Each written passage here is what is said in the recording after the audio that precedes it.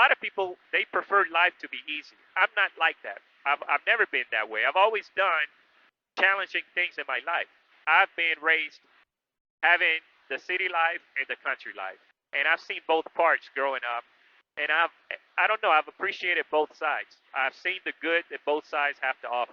Lebanon traffic, Saratoga now taking off on runway 18. We'll be departing eastbound, Lebanon.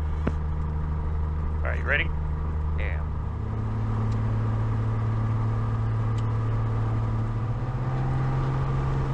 All right, full power is set. Have a crosswind from the left. Taking a lot of right rudder. Your speed is good.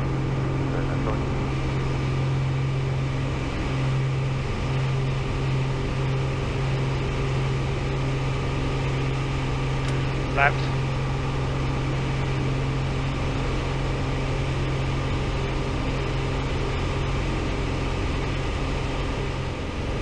Lebanon traffic, last call.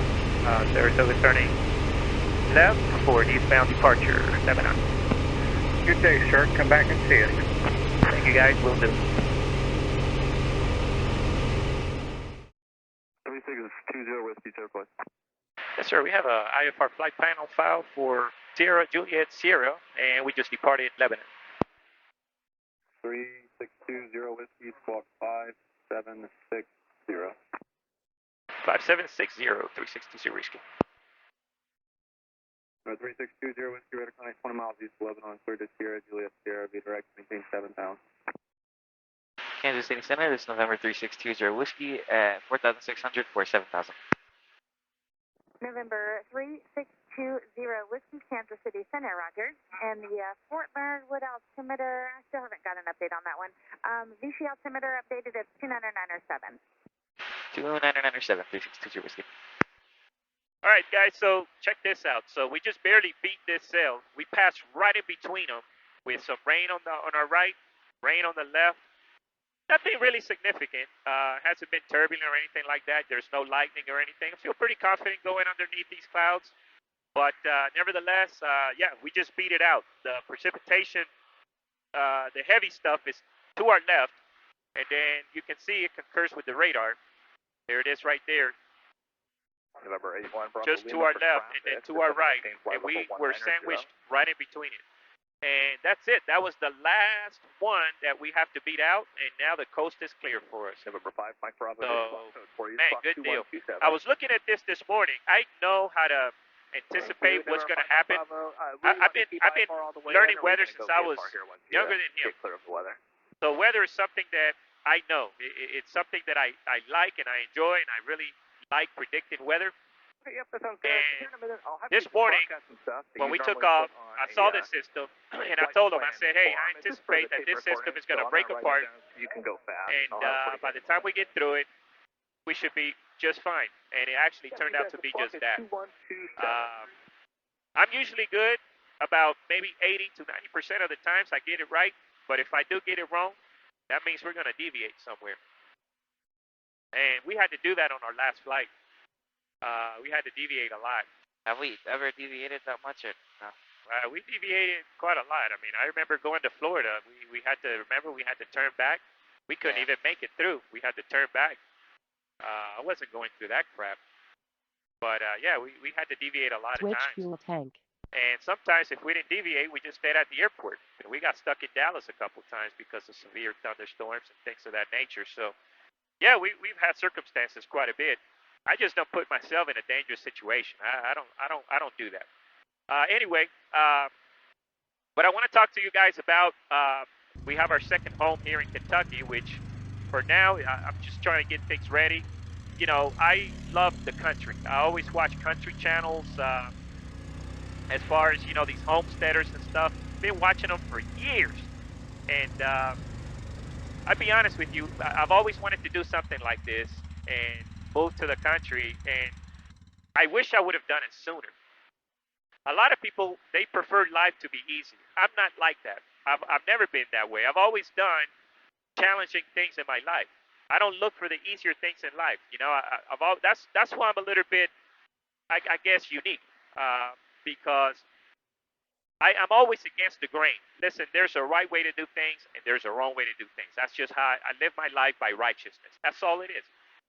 Now, I will say that a lot of people don't understand the operation of politics, and a lot of people are being suckered. They're being suckered. They're being brainwashed. They're being indoctrinated. This is nothing new. It's been going on for years and years and years. There's people that are up to no good, guys, and you got to realize that by now. That's the thing is that there's a lot of people out here that are up to no good. And let me tell you something. You know, people ought to think for themselves, and that's the problem nowadays. People just don't think. They let other people do the thinking for them.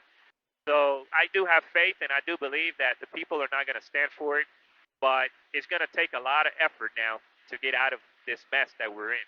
I've been raised having the city life and the country life, and I've seen both parts growing up. And I don't know, I've appreciated both sides. I've seen the good that both sides have to offer. There's pros and cons to either side. And one thing is for sure that I think that society let me down. I don't know about you. I can't speak for everybody else, but it let me down. I've always been an educated kind of guy. That's the thing is, I believed in education. I believed in progress, but I don't believe in the nonsense that is going on right now. And that's where I feel that the cities had let me down. And once I seen that, that's when I decided to actually make something happen and start a transition to leave the city for a more basic life. Because fortunately, we taught these kids how not to be materialistic. So they transition into the country very easily. And Javier is right. It is a lot of hard work.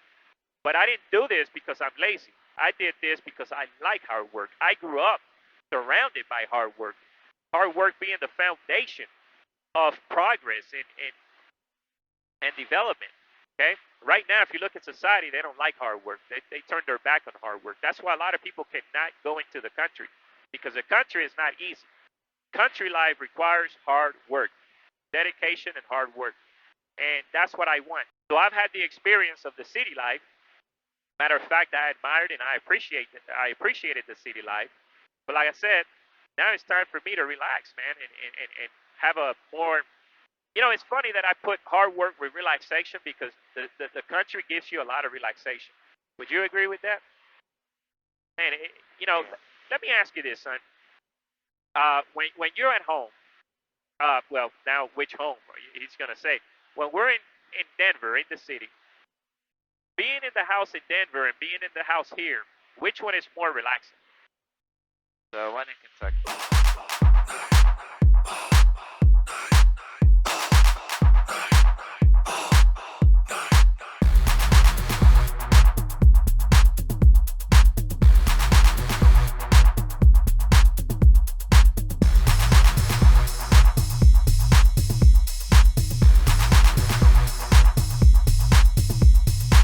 Man, I tell you what I'm trying to say is living in the city versus the country, man. The country is just so much more relaxing, even though you have to work a lot. But you got to work anyway. That's how I look at it. In life, you got to work. Okay. If you're lazy, you don't really get much out of life. So you got to work. You got to put something into life. I mean, that's how I look at it. So definitely, yeah, it's much quieter in the country, and we appreciate the country much more because you know in the country it's like there's so much to keep you occupied within your land because you know you don't just have a backyard, you have a nice land piece of land. And now I'm starting, you know, to learn about gardening, and you know, because my grandmother used everything we ate from my grandmother's house. Everything was from the garden, either from the garden or they had their chickens, the pigs, you know, the hogs, goats. I mean, everything we ate was from their backyard. And I remember the food being so tasteful. Like I remember my grandmother being the best cook ever, ever, ever, ever. Nobody. I've never tasted food that tasted as good as my grandmother. But it's because everything was natural. Everything they put in the food nowadays is poison, toxic. Let someone else tell you how to run your life. Nah, see, I can't do that. I'm sorry, but I can't. I believe in sovereignty. Okay, that's the beautiful thing about this country is sovereignty, and it seems like slowly but surely sovereignty is being taken away, and I don't like that. I like sovereignty, man. You know. Uh, However, I do understand at the same time, people need to be civilized and respectful towards one another. We certainly do enjoy the country November 1, a whole lot 3, 4, more, 4, uniform, Evansville approach. right? Evans altimeter 297. Yeah, man, Kentucky is fun. I love it. It's so beautiful up there. I just love the Appalachians. I love the foothills. I love the history of it. You know, again, going back to the basics, the basic principles of United States of America. Pretty cool stuff. And again, the mountain and the country Skyhawk 5, is within me. Like I love the country. I love country people. I love country folks. You know, I love their type of attitude. Have you had a bad interaction so far in Kentucky yet? With the rooster, but people know. Yeah, the rooster is pretty aggressive, so we had to kind of get the rooster away from the chickens because, yeah, he was pretty aggressive with some of the chickens. So, in order to protect the chickens, we had to kind of take them away. But anyway, that's another story. So let me ask you this: how are the neighbors? I mean, we haven't had many, but in comparison, they're the best neighbors that I've ever had. We've had, yeah. You know what? We don't have many neighbors, but the few neighbors we have, we know them. And in the city, let me ask you this, Javier: how many neighbors do you know in the city? I know of their existence, but on a personal level, I don't know them. All right, guys, here we are, making our approach into Big Sandy. Leaving altitude. We just canceled our IFR. We're just going to go ahead and do the rest of the flight VFR. We're underneath the clouds now.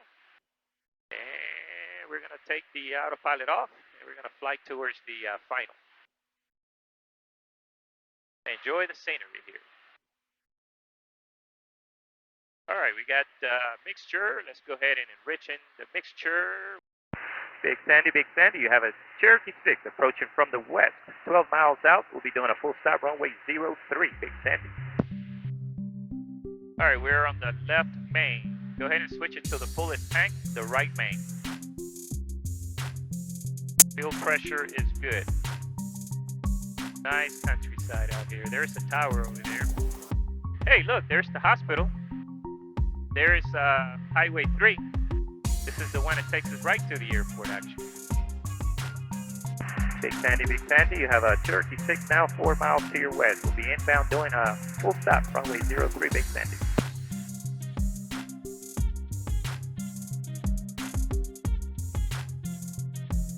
All right, let's slow her down. Oops. Mixture set, full prop. Fuel pump comes on. Everything else is set. Landing lights are on. Now we can start descending. Looking safe. All right, everything's set. We got mixture ridge. Prop is full. Landing lights are on. Fuel pump is on. We got 2 notches. Let's go for 3. And gear is fixed. 500. Big Sandy, Cherokee 6 now. Final runway 3, Big Sandy.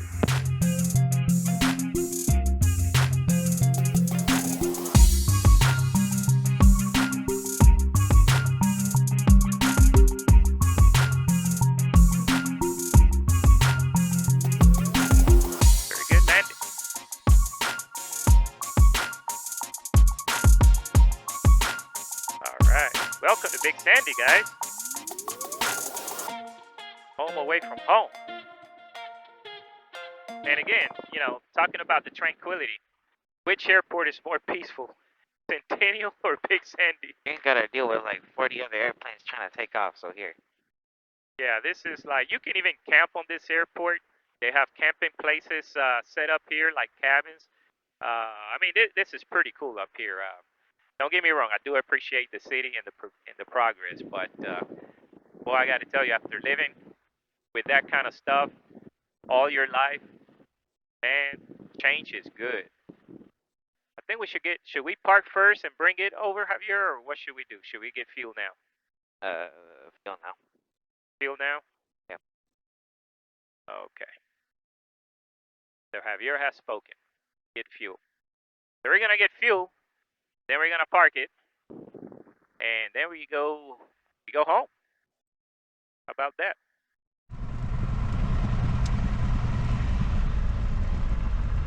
All right, 1046.6.